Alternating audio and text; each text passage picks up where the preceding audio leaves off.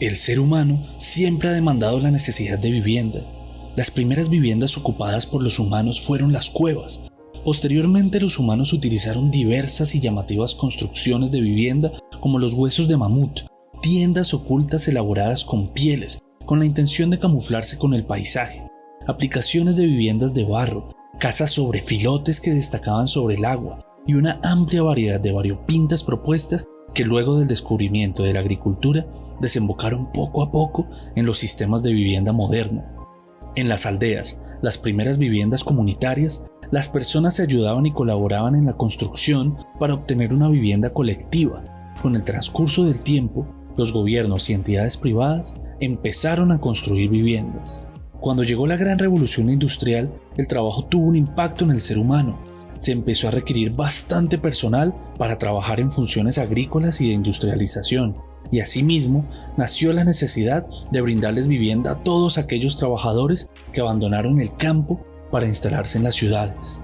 Las primeras viviendas cumplían propósitos funcionales, pero no eran precisamente espacios dignos de habitar, por lo que las revoluciones tuvieron un papel preponderante en el diseño de las futuras viviendas de los trabajadores. El impacto que tuvieron las revoluciones mexicana y rusa lograron hacer comprender que las personas requieren de una vivienda social.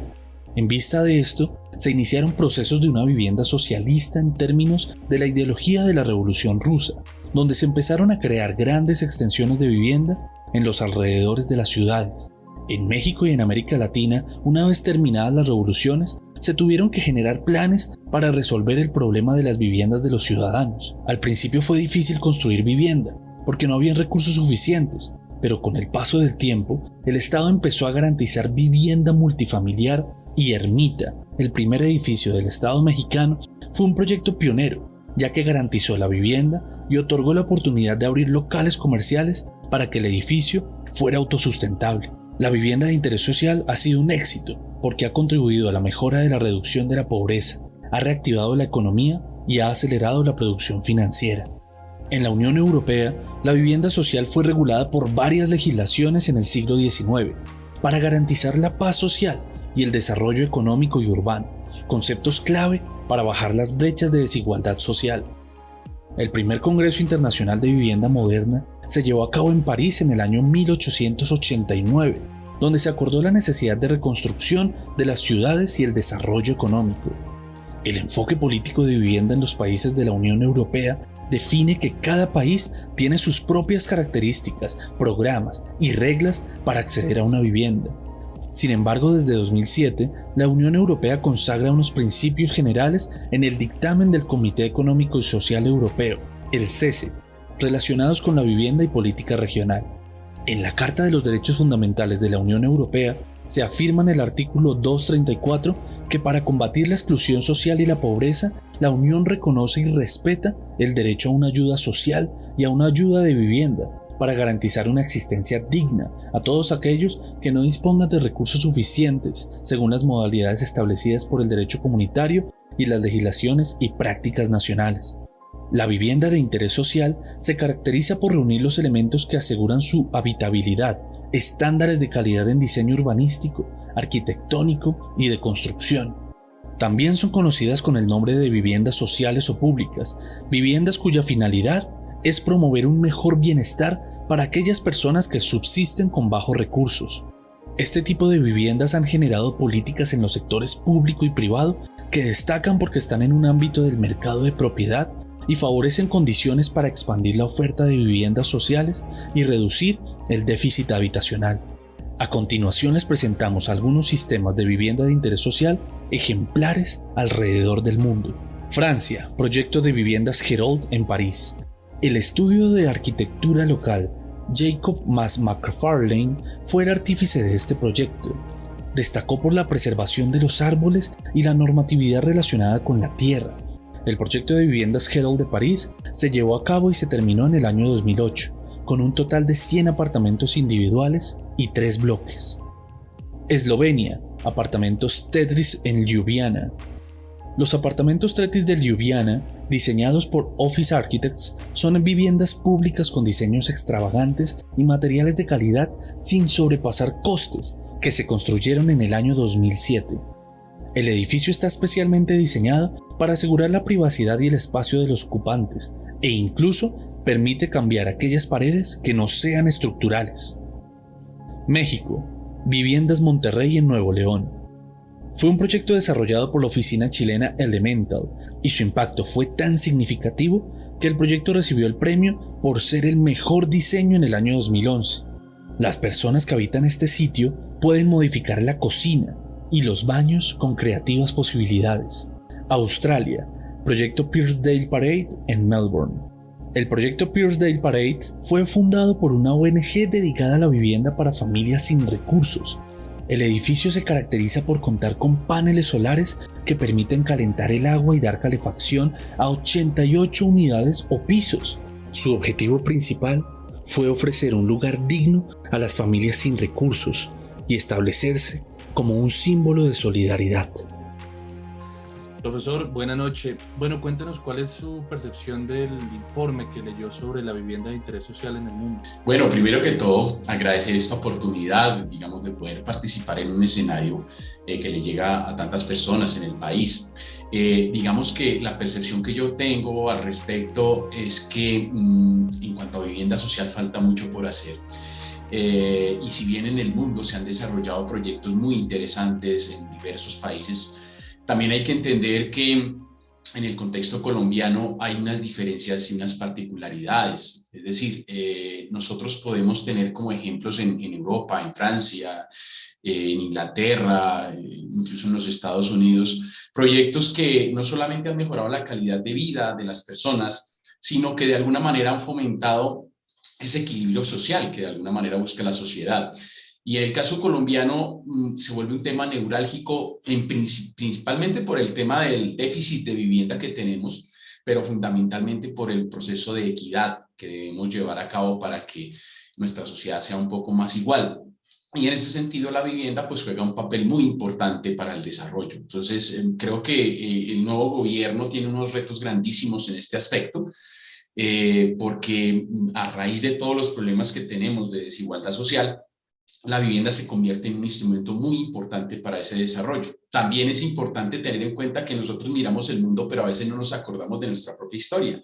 Y aquí resulta que ha estado o han habido obras del Instituto de Crédito Territorial, incluso del INURBE, que han tenido una trascendencia importante y que en algunos casos incluso proyectos como en el caso de Sausalito, aquí en Bogotá, como en el caso de Carrolleras, en el caso de Ciudad Tunal, que tuvieron un énfasis social, pues han venido evolucionando en el tiempo y en algunos casos incluso han mejorado su condición en cuanto a estratificación y demás, lo cual demuestra que hay un trabajo ahí detrás bien importante, involucrando inclusive temas como las energías alternativas que hoy en día estamos en boga de utilizar, pero que desde hace más de 30 años ya se han venido presentando esas propuestas. Profesor, ¿qué características debe tener una vivienda de interés social digna? Pues yo creo que una de las cosas que es bien importante tener en cuenta es nuestra multiculturalidad. Es decir, vivienda social, como su nombre lo indica, pues es una respuesta a la sociedad y fundamentalmente a la gente de menores recursos. Entonces uno diría que el área es un factor importante, pero no es lo único. Hay que entender factores como, por ejemplo, el transporte y el desplazamiento, la movilidad de las personas. O sea, nosotros podemos tener viviendas que tengan de pronto una calidad importante, pero si un trabajador tiene que desplazarse 3 o 4 horas a su lugar de trabajo, pues esa calidad se termina perdiendo en el desplazamiento. Entonces también hay que entender que la vivienda no es solamente una respuesta de espacio como tal, sino también a nivel urbano, a nivel del territorio inclusive. De entender, por ejemplo, que la vivienda social campesina puede tener unas particularidades diferentes a las que puede tener un entorno urbano. Y esas respuestas que demos, pues deben acomodarse a esas circunstancias. Incluso en el caso nuestro, la cultura, digamos, de la costa puede ser diferente a la de nuestra costa, la de la costa norte con respecto a nuestra costa pacífica o al interior, y eso debería también interpretarse en el tema de la vivienda social. Uno entiende que hay unos límites de costos, unos límites fundamentalmente económicos y también a nivel de política inclusive, pero yo creo que sí se pueden hacer unos mejores desarrollos a nivel de área, fundamentalmente a nivel de condiciones ambientales, que también es un factor importante, y con el tema de la pandemia creo que lo vivimos todos, la importancia que es la calidad ambiental de la vivienda, a nivel de desarrollo urbano en el entorno, y de entender un poco propuestas como este tema de la ciudad de los 15 minutos, en la cual todos los elementos pueden estar cerca a las personas y facilitar también su nivel de vida en ese aspecto. Por último, profesor, ¿qué posibilidades tenemos de innovación en cuanto a vivienda de interés social?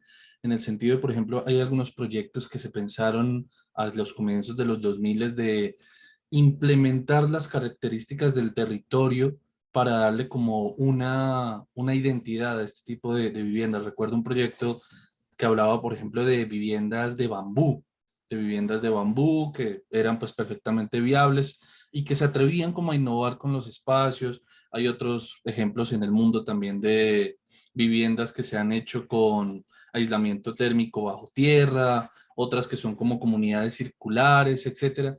¿Qué posibilidades hay de innovar y no de quedarnos pues en el modelo de vivienda clásico que tiene las características de siempre y que además no aporta al desarrollo del medio ambiente? Por ejemplo, ya existen tecnologías que aprovechan el reciclaje del agua, de los sanitarios, de las duchas, para el lavamanos o para limpiar los pisos, y aquí simplemente no se utiliza, ya sea por su presupuesto o por voluntad.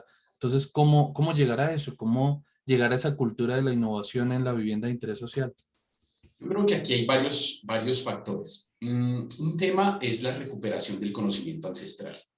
Hemos perdido mucho de eso, pues buena parte por el tema de la migración del campo a la ciudad, pero también porque desde el punto de vista cultural entendimos el desarrollo muy desde la utilización de materiales, entre comillas, modernos como el acero, el concreto y demás, y olvidamos lo que eran nuestras raíces ancestrales.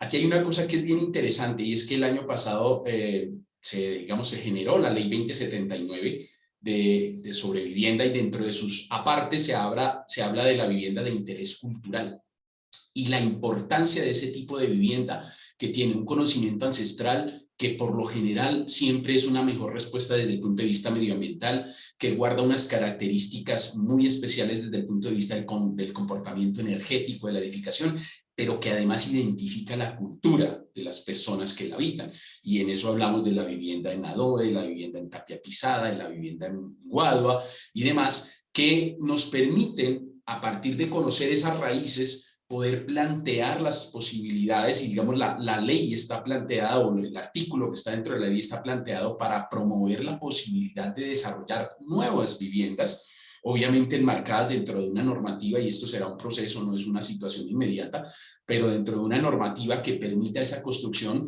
respetando parámetros de sismoresistencia, respetando parámetros desde el punto de vista constructivos y de desarrollo en general, pero que abre la posibilidad para los arquitectos en general que puedan, a partir del conocimiento de los materiales, que es un factor también muy importante, entender que los materiales tienen un comportamiento particular y que muchas veces un material falla no es porque el material sea malo, sino porque está utilizado de una manera que no es la adecuada.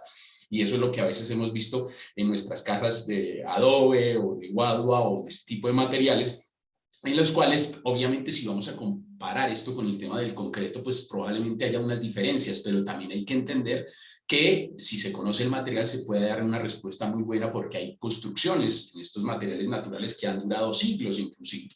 Entonces, creo que hay varios factores que se tienen que tener en cuenta. Una, el conocimiento, que es un factor determinante, y dentro de ese conocimiento la recuperación del saber ancestral, que es importante conocer la normativa y enfocar esa normativa para encontrar otros desarrollos. No necesariamente es hacer las cosas de la misma manera, sino aprovechar ese conocimiento y mejorarla y utilizar la tecnología hoy en día para dar unas mejores respuestas, entendiendo que nosotros potencialmente tenemos una cantidad de recursos grandísimos desde el punto de vista de materiales naturales, de conocimiento ancestral, y fundamentalmente desde el punto de vista tecnológico. En nuestras universidades podemos plantear esos nuevos desarrollos en las facultades de arquitectura. Bueno, profesor, muchísimas gracias. Muy interesante ese planteamiento. Siempre ha sido una inquietud que hemos tenido en el programa y creo que usted le ha dado una respuesta muy exacta, muy precisa.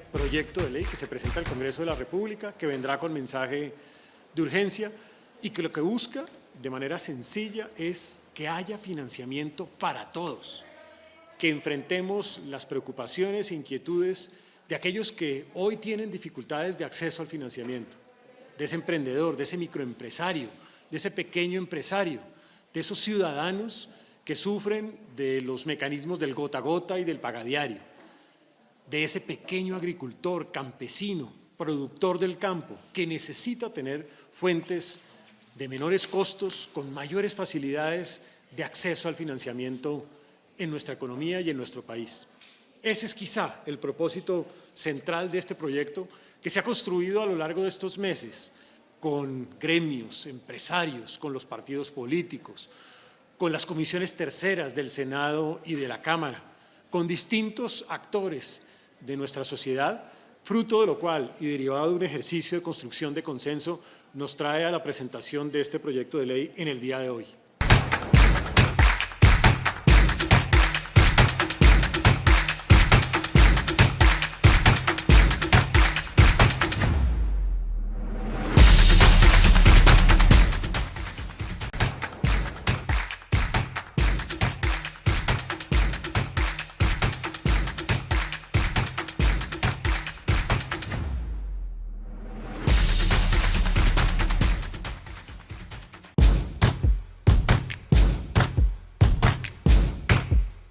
Estos espacios que nos brinda el Congreso de la República me parecen muy importantes porque en las reuniones que tuvimos anteriormente con los demás niños congresistas pudimos encontrar las problemáticas sociales que se encontraron alrededor de los diferentes departamentos y regiones del país, por lo cual me parece muy importante que los podamos exponer al frente de los senadores para que ellos nos den una solución pronta.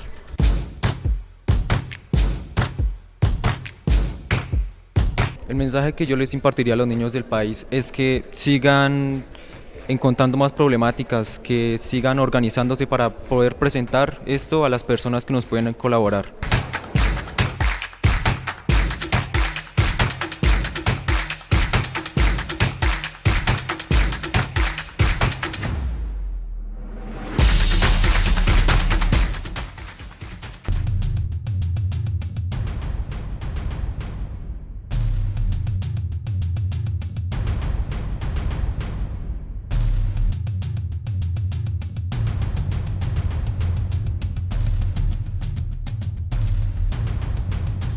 Aida Quilpué es lideresa de la comunidad indígena Nasa de Tierra Adentro Cauca, ex consejera mayor del Consejo Regional Indígena del Cauca CRIC. Ha sido consejera de Derechos Humanos y Paz de la UNESCO. Desde su niñez se formó en procesos comunitarios para defender la vida, el territorio y la integralidad de los pueblos. Fue la ganadora del Premio Nacional por los Derechos Humanos a Toda una Vida de Trabajo en el 2021 y hoy es nueva senadora de la República del Movimiento Alternativo Indígena y Social Maíz por la Circunscripción Especial Indígena.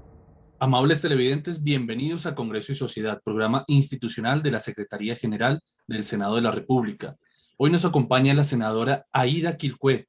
Senadora, bienvenida a Congreso y Sociedad. Muy buenas tardes, saludar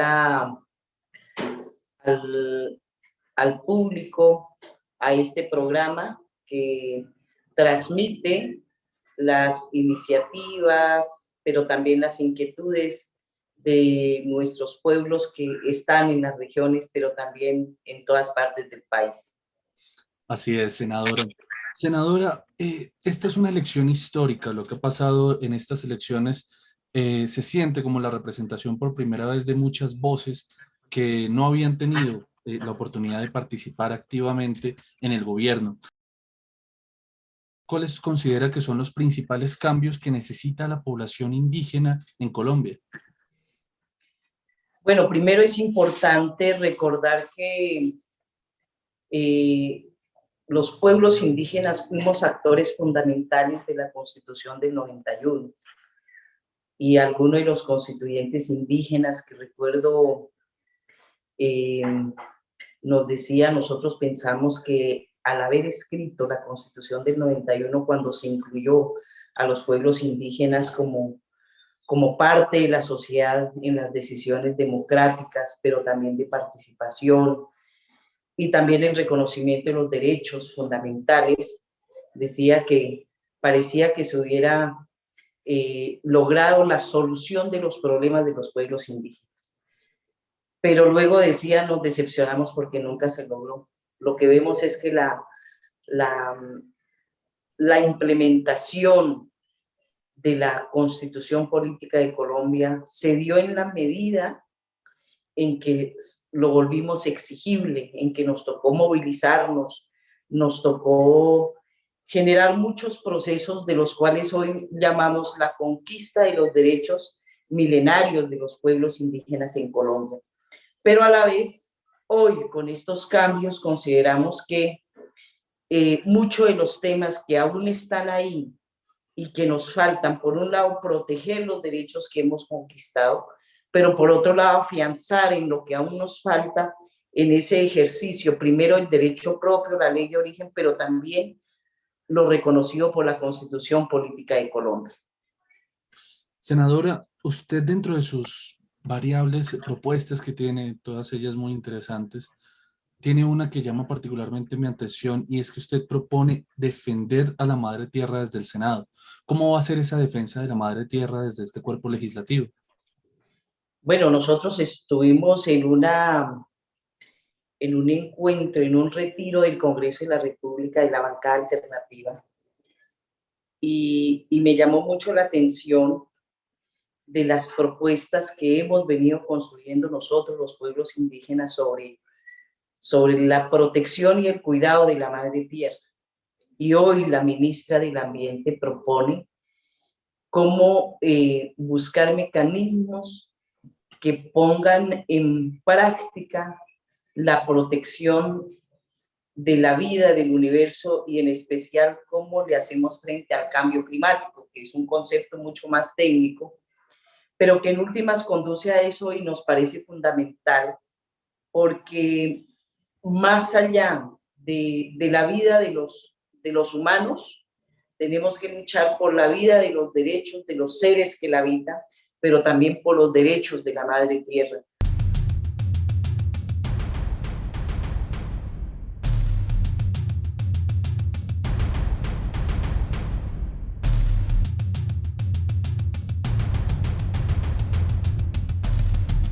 Porque ella es la que nos cuida, es la concepción desde los pueblos milenarios, nos da la vida, pero a la vez nos protege. Sin ella sería imposible pensar en la vida y por eso hoy, con el programa de gobierno Colombia Potencia para la Vida, es uno de los factores importantes que nos llevaría pues a este gran trabajo. Y uno de ellos, en mi programa de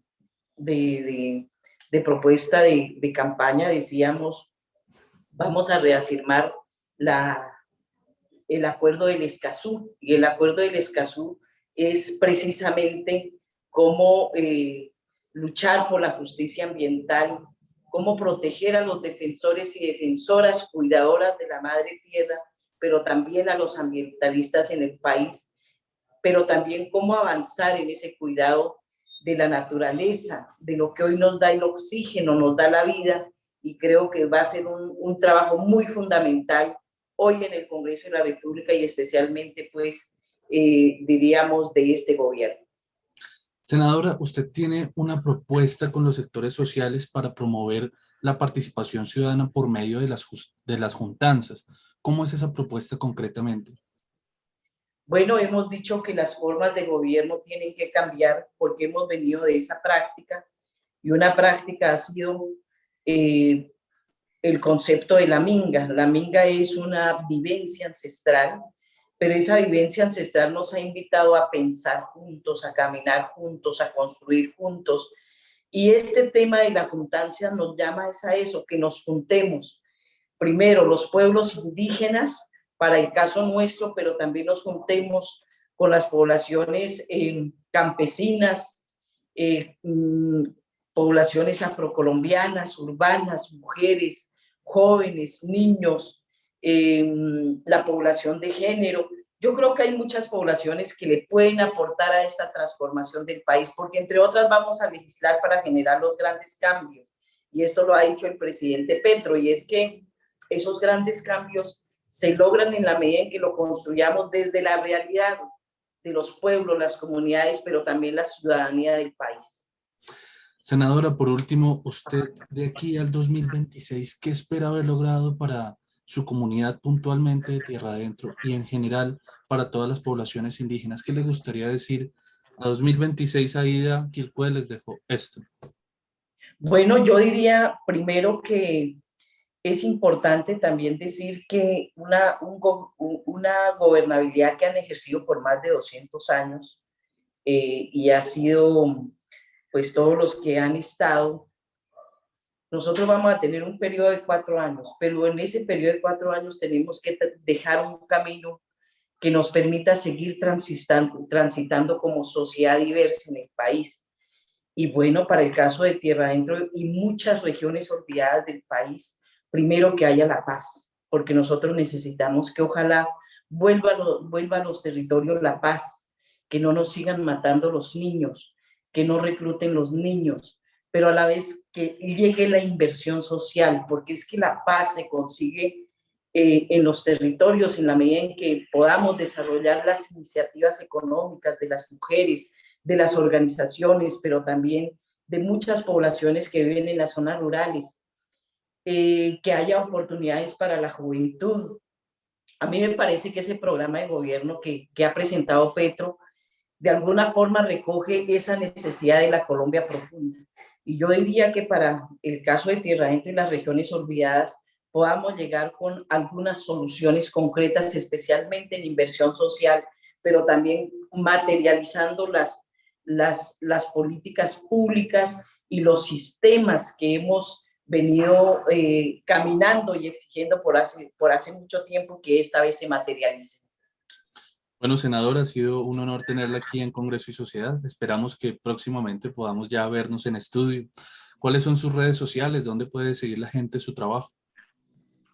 Bueno, mis redes sociales están en Facebook, en Twitter, en Instagram como Aida Quilpué. Espero que nos sigan, senadora de la República de Maíz. Muchas gracias. A usted, senadora, por su presencia aquí en Congreso y Sociedad. Y a ustedes, amables televidentes, los invitamos a contactarnos a través de nuestras redes sociales. Los esperamos aquí en Congreso y Sociedad en una próxima oportunidad.